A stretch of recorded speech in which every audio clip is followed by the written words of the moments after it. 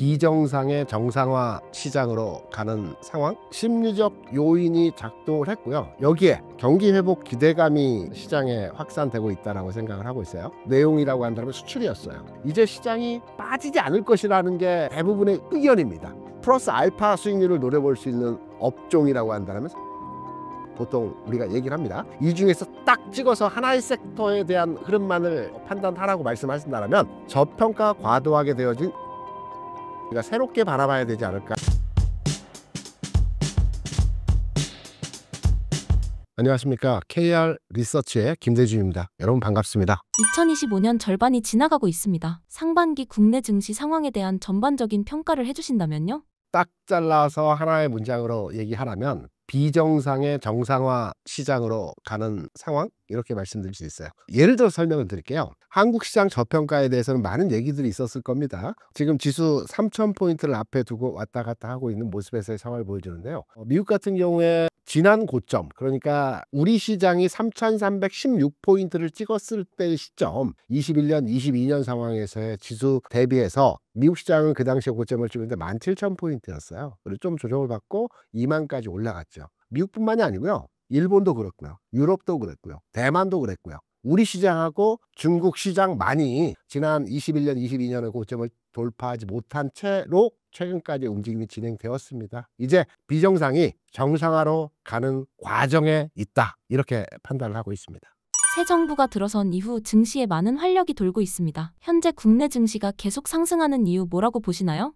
여러 가지 요인들이 있습니다. 첫 번째로는 심리적인 요인이 작동했다라고 보고 있어요. 다 아시다시피 주식시장은 어떠한 재료가 반영돼서 주가가 올라가는 경우들도 많이 있지만 그 이전에 좋아질 거다, 심리적으로 앞으로 시장은 긍정적으로 진행이 될 것이다, 이런 전반의 분위기가 확산되게 되면 시장은 상승하는 것이 일반적 현상이거든요. 그래서 지금은 심리적 요인이 작동을 했고요. 여기에 추가로 이제 하나 더 말씀을 드리자면 경기 회복 기대감이 시장에 확산되고 있다고 생각을 하고 있어요. 지난해 우리나라 경제 성장률이 2% 초반이었습니다. 올해 1% 중반을 예상을 하고 있어요. 그런데 이제 정부에서 소비 진작을 위해서 여러 가지 카드를 준비하고 있지 않습니까? 이 소비 진작을 통해서 경기가 어느 정도 회복된다라는 가능성들을 두고 있기 때문에 이 소비 진작과 경기 회복에 대한 가능성으로 시장은 상승하고 있다. 그리고 단어에서 얘기하는데 지금의 상승 흐름은 일부 조정이 나올 수는 있을지는 모르겠지만 추가 상승 여력이 충분해 보인다 라고 생각을 합니다. 기본적으로 이제 투자자 보호 정책을 위한 상법 개정이 근간이 될 것이라는 측면으로 우리가 판단을 하고 있고요. 일료 프로그램 또한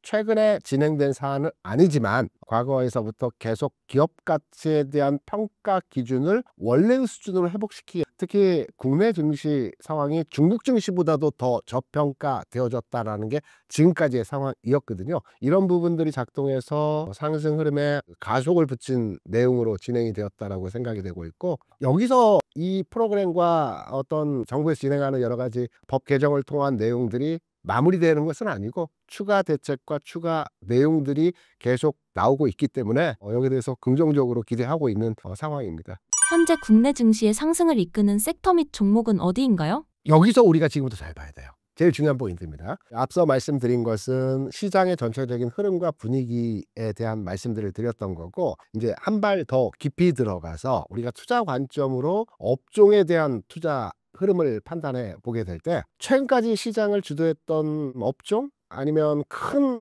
흐름에서 그 내용이라고 한다면 수출이었어요. 최근 조선, 방산, 화장품, 전력기기, 원전, 이 강했던 섹터의 기본적인 공통점은 수출입니다. 수출이 잘 되고 있다는 종목으로 주가가 상승했다라고 볼 수가 있거든요. 그런데 시장의 패러다임이 바뀌어지고 있어요. 우리가 통상 시장을 분석하고 판단할 때 시장의 방향성이 나오지 않았을 때, 그러니까 얼마 전까지만 하더라도 5월까지만 하더라도 시장은 2600포인트를 전후로 해서 등락의 장이었죠. 이때는 시장이 올라갈지 또는 빠질지 모르는 상황 하에서 투자자들은 주식은 기본적으로 돈을 잘 버는 회사에 투자를 해야 돼 라는 심리가 팽배해집니다. 그럼 수출이 잘 되고 있고 어느 정도 데이터가 쌓여지고 있는 회사 중심으로 해서 돈이 몰리게 되는 겁니다. 그래서 제가 앞서 말씀드렸던 조선을 비롯해서 수출이 잘 되고 있는 회사들의 주가가 움직였던 게 사실이었거든요. 이런 과정에서 시장의 전체적인 분위기가 고점을 돌파하면서 이제 3천 또는 4천, 5천 얘기들이 많이 나오죠. 이건 무슨 현상이냐면, 그래, 시장이 어느 정도 조정을 받더라도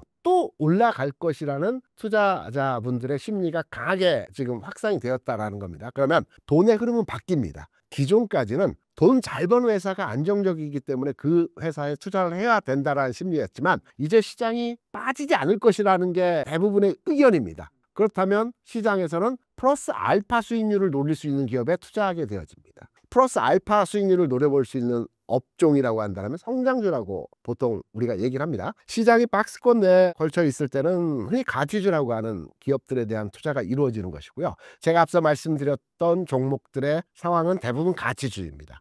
그러면 시장의 패러다임은 이제 플러스 알파 수익을 노려볼 수 있는, 그래, 회사가 큰 돈을 벌고 있지는 못하지만 미래의 가능성을 두고 성장할 수 있는 기업에 대한 투자가 몰리게 되는 겁니다. 이게 성장주이고요. 대표적으로 성장주라고 말하는 업종은 2차전지, 바이오, 로봇, IT 플랫폼. IT 플랫폼은 네카오를 비롯해서 엔터주가 포함된 업종입니다. 이 종목들의 흐름들이 시장에서 고점을 돌파한 지금의 시장에서 상승을 주도하는 형태로 진행이 될 것입니다. 그래서 우리가 이제 한 발 빠른 투자 관점으로 시장을 대응한다라고 한다면, 기존의 상승을 주도했던 수출 관련주 중심으로 한 투자에서 성장주로 넘어가는 과정으로 투자 전략 변화를 가져가야 된다라고 판단합니다. 제가 네 가지 섹터를 말씀드렸죠. 근데 네 가지 sek터가 최근까지 안 좋았던 섹터입니다. 이차전지 안 좋았고요. 그리고 바이오도 지난해에는 긍정적이었지만 올해 들어선 바이오도 그렇게 주가가 움직임이 나타나지 않았고요.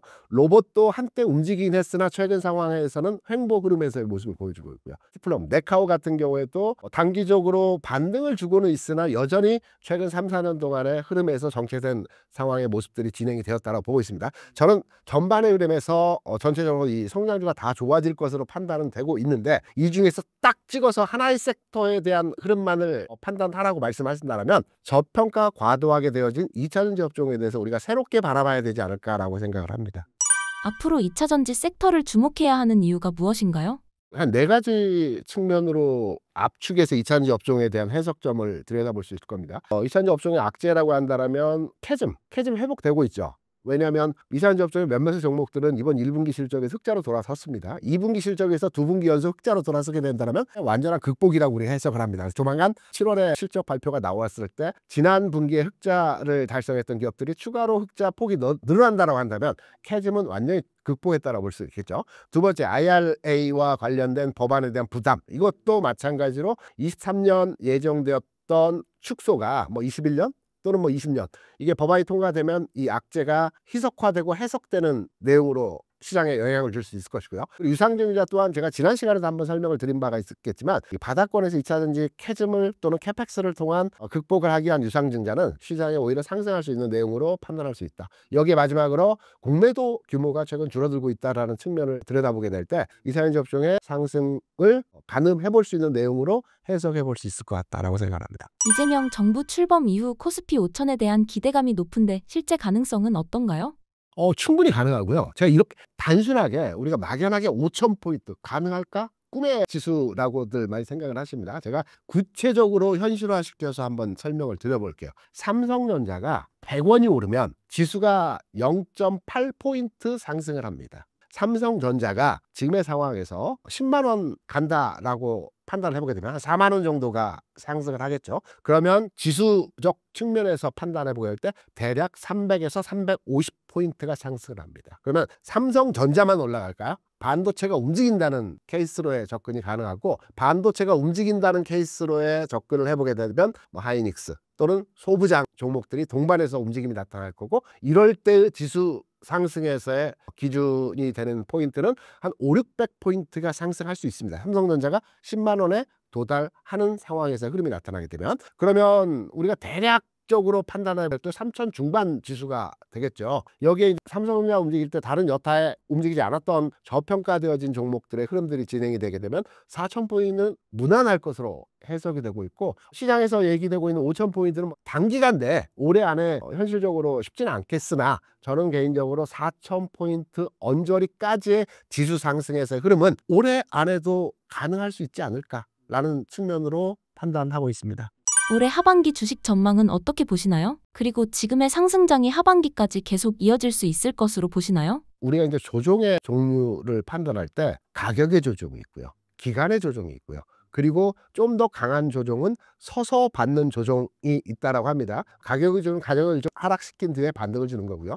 기간의 조정은 옆으로 눕는 형태로 진행이 되어집니다. 서서 받는 조정은 장중에만 아래 꼬리를 달면서 조정을 받는 형태가 나타나는데, 저는 조정은 나타날 가능성이 크다라고 보는 측면이지만 서서 받는 조정의 가능성이 있다라고 보고 있고, 그러면 이 서서 받는 조정 이후에 시장에서의 흐름을 예측해 본다면 키 맞추기 현상이 나타날 것 같습니다. 제가 앞서서 수출 관련주와 성장주에 대한 구분점으로 하반기 증시 전략에 대한 대응을 말씀을 드렸지 않습니까? 그러면 한 발 더 들어가서, 두 발 들어가서 이제 종목으로 편차를 놓고 설명을 드리게 되면, 우리나라 시가총액 상위 종목의 변화가 굉장히 크게 나타났어요. 그러니까 삼성전자 하이닉스는 1, 2위로 이제 고착화되어 있는 상태이고요. 이 이외의 종목을 판단해 보게 되면 KB금융이 있고요. 은행들 많이 올랐으니까. 그리고 두산에너지가 또 올라왔고요. 그리고 조선주 일부가 올라왔고요. 과거에는 이런 종목들이 보통 시총 20위, 30위권에 있는 종목들이었어요. 이게 시총 10위권 내로 들어왔다라는 점입니다. 변화가 있다는 거죠. 우리가 보통 시총 상위 종목들을 판단해 보게 된다면 흔히 많이 들었던 포스코홀딩스라든가, 또는 이 중에서 한국전력도 일부 시총 상위권에 있던 종목들이었고요. 그리고 대표적으로 자동차 업종의 종목들이 시총 상위권에 있었고, 지금 물론 현대차, 기아차가 시총 상위권에 있긴 하지만 시총 상위권에서 좀 낮은 위치이죠. 여기에 전반의 흐름에 있어서 시총 상위를 벗어났던 전기전자 업종, 그러니까 예를 들어서 L전자라든가 삼성전기라든가 이러한 종목들의 지금 시총 순위를 보게 되면 20위권 밖에 있습니다. 그러면 종목의 편차에서 키 맞추기 현상에서의 모습이 나타날 때, 지수는 조정을 받지만 서서 받는 형태의 조정이 나타나는 가운데에서 기존에 올라왔던, 최근까지 올라왔던 종목들이 가격의 조정으로 지수를 하락시키는 것이 아니고 현재의 상태에서 머물러 있을 것이고요. 시총 하단부에 있는 종목들이 점점점 주가가 상승하는 가운데에서 키 맞추기 현상으로의 진행이 나타날 가능성이 높다라고 보고 있어요.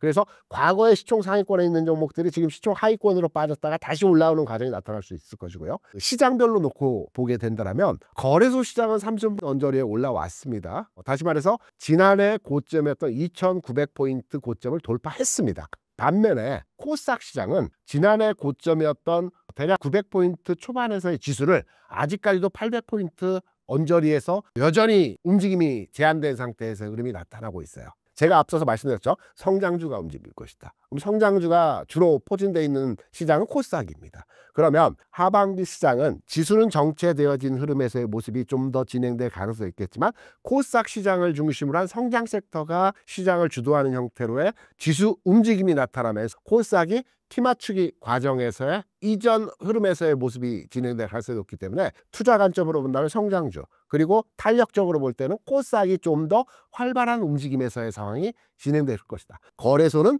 키 맞추기, 시총에서 멀어졌던 종목들이, 과거에 강했던 종목들이 이제 시총 상위권으로 이렇게 시소처럼 빠지고 올라가는 것이 아니고 하나는 머물러 있는 상태에서 하위권에 있는 종목들이 올라오는 형태로의 진입이 나타날 것이다. 그래서 하반기 시장 자체에도 지수는 정체될 수 있을지는 모르겠지만 전체적으로 시장의 투자 측면에서는 상당히 긍정적으로 판단을 하고 있습니다.